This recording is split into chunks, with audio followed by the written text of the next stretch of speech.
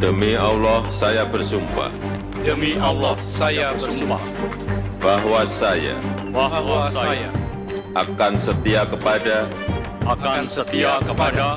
Undang-Undang Dasar Undang-Undang Dasar Negara Republik Indonesia Negara Republik Indonesia tahun 1945, tahun 1945 serta akan menjalankan segala peraturan perundang-undangan segala peraturan perundang-undangan dengan seluruh-seluruhnya demi dharma bakti saya kepada bangsa dan negara.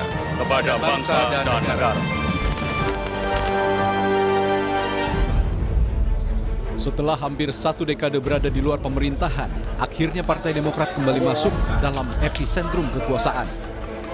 Ini ditandai dengan dilantiknya Ketua Umum Partai Demokrat Agus Harimurti Yudhoyono (AHY) menjadi Menteri Agraria dan Tata Ruang sekaligus Kepala Badan Pertanahan Nasional oleh Presiden Joko Widodo di Istana Negara Rabu siang. Saat ditanya apakah pelantikan AHY sudah berkoordinasi dengan PDI Perjuangan sebagai parpol yang masih berstatus sebagai pengusung dirinya, inilah jawaban Presiden Jokowi. Saya kira saya tidak ragu memberikan tempat untuk Kementerian ATR BPN karena ini urusan manajemen. Saya kira beliau akan sangat siap. Terkait dengan pertemuan dengan ketua parpol lain, Pak? Ketua parpol? Iya, kan ada yang lain, Pak. Kata Bapak semuanya. Kira-kira kapan, Pak? Semua yang kira-kira memang harus ketemu, ya bisa saja ketemu. Kalau memang nggak perlu ketemu, kenapa harus ketemu? Pak Presiden. Setelah dilantik sebagai Menteri ATR Kepala BPN, AHY memaknai pelantikannya sebagai momentum masuknya kembali Partai Demokrat ke pemerintahan. AHY pun berjanji Demokrat akan mengawal pemerintahan Presiden Jokowi hingga tuntas. Nah, ini juga menjadi sebuah momentum Partai Demokrat kembali ke pemerintahan sesuai dengan kebijakan partai, dan tentunya kami ingin mengawal pemerintahan Presiden Jokowi dan kita semua sampai dengan tuntas bisa mengejar semua target. Saat AHY dilantik, sejumlah menteri dari PDI Perjuangan tidak hadir. Hanya tampak 2 menteri, yakni Mensekap Pramono Anung dan Menteri Pan-RB Abdullah Azwar Anas. Namun Azwar Anas yang juga kader PDI Perjuangan menganggap ini karena undangan hanya dihadiri menteri yang berada di bawah koordinasi Menko Polhukam yang juga dilantik Presiden pada momen yang sama. Tadi menteri-menteri dari PDI Perjuangan memang banyak yang tidak hadir, ya, Pak? Saya nggak ngerti ya, tetapi kan kami diundang karena memang di bawah Kemenko Polhukam, ya. Ini kan menteri-menteri yang terkait dengan yang dilantik hari ini, yang di bawah Menko Polhukam. Mungkin seperti itu. Analis komunikasi politik menganggap pelantikan AHY sebagai menteri di kabinet Jokowi merupakan langkah yang sama-sama menguntungkan, baik untuk Partai Demokrat maupun untuk Jokowi. Penetapan AHY sebagai menteri tidak lepas dari kepentingan Pak Jokowi baik jangka pendek maupun jangka panjang. Jangka pendeknya karena pemerintahannya sampai bulan November nanti harus mencari orang-orang yang bisa menjaga kondusivitas atas pasca pemilu ini, di mana sekarang Demokrat kan juga sudah masuk di kubu Pak Jokowi yang di dalam masa sebelumnya tidak pernah.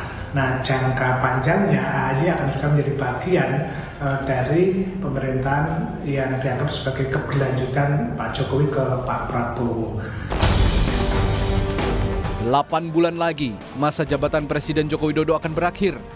Lalu benarkah masuknya Demokrat di sisa waktu sebagai langkah Jokowi untuk mengamankan transisi dan keberlanjutan pemerintahan? Tim Liputan, Kompas TV, Jakarta.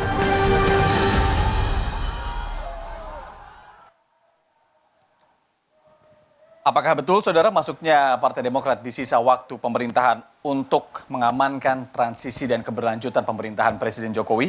Kami akan berbincang langsung bersama analis komunikasi politik dari Universitas Airlangga Surabaya ada Pak Suko Widodo. Pak Suko, selamat sore. Terima kasih sudah bergabung bersama Rumah Sore, Pemilu Mas. Kompas TV. Sebelum menjawab pertanyaan soal mengamankan transisi pemerintahan tadi, Pak, saya akan tanya dulu. Jadi dilantiknya AHY sebagai Menteri ATR BPN ini menjadi sebuah atau menjadi buah atau merupakan buah komunikasi terakhir mereka pas di Yogyakarta itu ya Pak ya, yang naik sepeda bareng, kemudian juga sarapan bareng.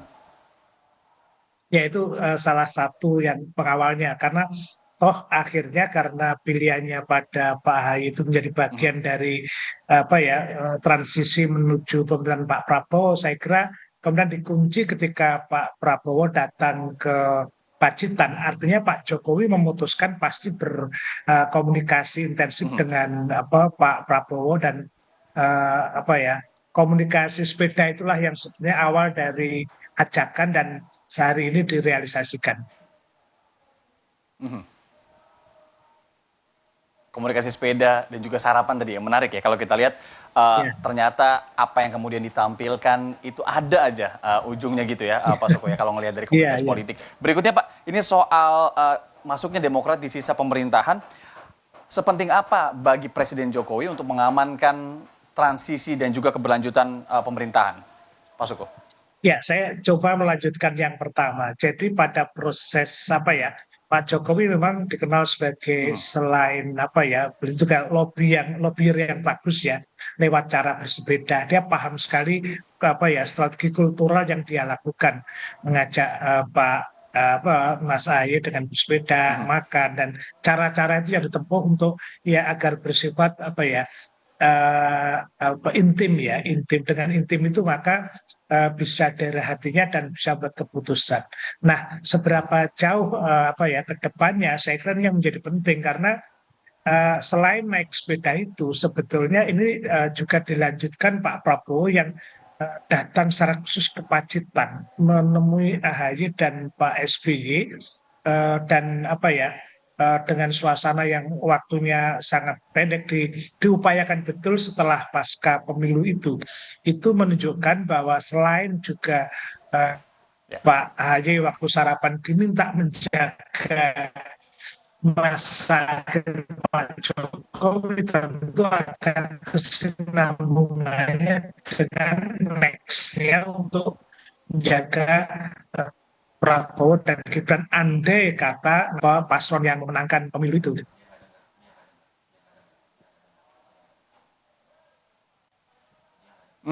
Pak Suko, saya tadi agak kurang jelas sedikit mendengar pertanyaan Anda beberapa saat terakhir soal yang bersepeda tadi terakhir. Tapi kalau untuk melihat yang Anda sebutkan tadi, ketika Prabowo secara langsung dalam kegiatan atau jadwal yang sempit setelah ia kemudian versi quick count gitu ya dinyatakan menang, sudah juga selebrasi, ketemu langsung sama SBY dan AHY di Pacitan.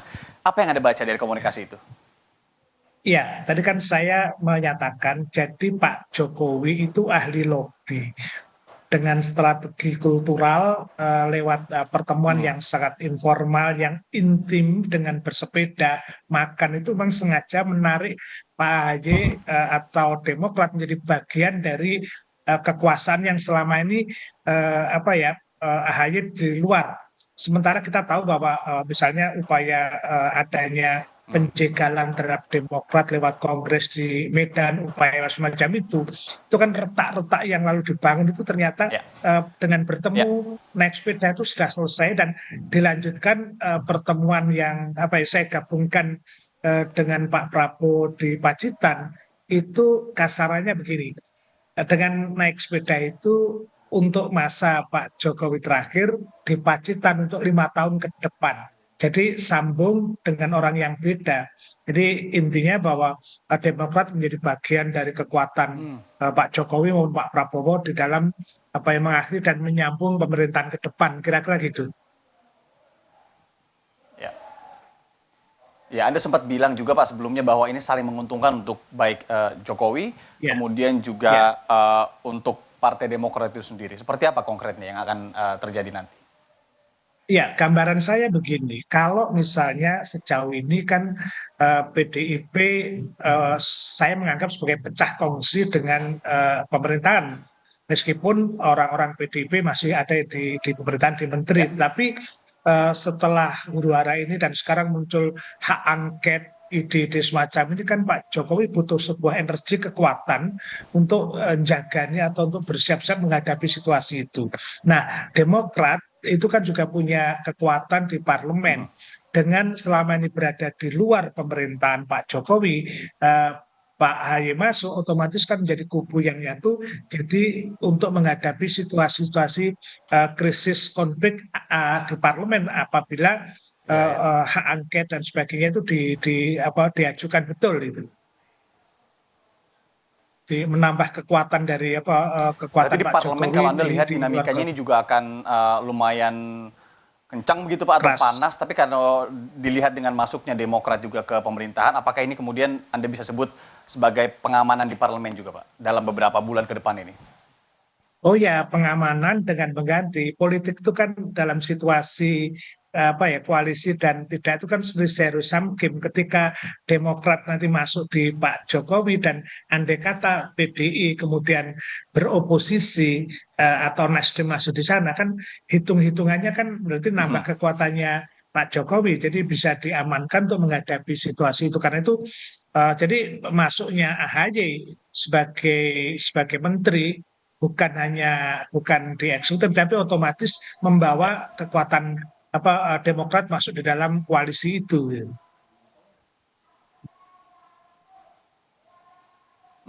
Terakhir Pak Suko, kita tahu sendiri bagaimana kemudian Demokrat selama hampir 10 tahun, hampir 1 dekade ini kemudian di luar. Kita juga memahami bagaimana kemudian Jokowi ini sebenarnya juga sangat dekat dengan PDI hingga beberapa momen terakhir ini. Bagaimana hubungan ketiganya nanti, apalagi kalau sekarang bersama-sama di pemerintahan begitu? Agak makin mengeras ya dugaan saya, apalagi kalau melihat kisah-kisah masa silam, bagaimana hubungan PDIP dengan Demokrat itu kan mundur ke belakang 2024 dulu, misalnya pertikaian Pak SBY dengan Bu Mega, dan sekarang PDI yang kemudian dengan justru ditarik Pak Jokowi dan PDI di luar, maka dugaan saya agak mengeras ya, konflik-konflik yang muncul antara PDI dengan pemerintahan agak mengeras, ini dugaan saya, tapi masih sumir ya, kecuali nanti ada kompromi-kompromi yang bisa ditempuh, karena politik itu kan segala kemungkinan, hari ini permusuhan besok bisa perang pelan dan sebaliknya. Jadi tetapi Pak Jokowi terus melakukan upaya kompromi yang saya lihat mulai running ketemu Pak Surya Paloh dan sebagainya, itu adalah bagian dari pengamanan dari kekuasaan beliau di saat akhir dan kedepannya, kira-kira gitu Mas. Ya, tidak ada kawan dan lawan abadi begitu ya Pak, di politik yang ada juga kepentingan. Nanti tentu kita akan bahas lebih lanjut bagaimana kemudian dinamika ke depannya. Pak Suko Widodo, analis komunikasi politik dari Universitas Airlangga Surabaya. Terima kasih sudah bergabung bersama Rumah Pemilu. Kita harapkan nanti bisa ngobrol-ngobrol lagi di depannya. Terima kasih Pak Suko Widodo. Sehat selalu. Terima kasih Mas.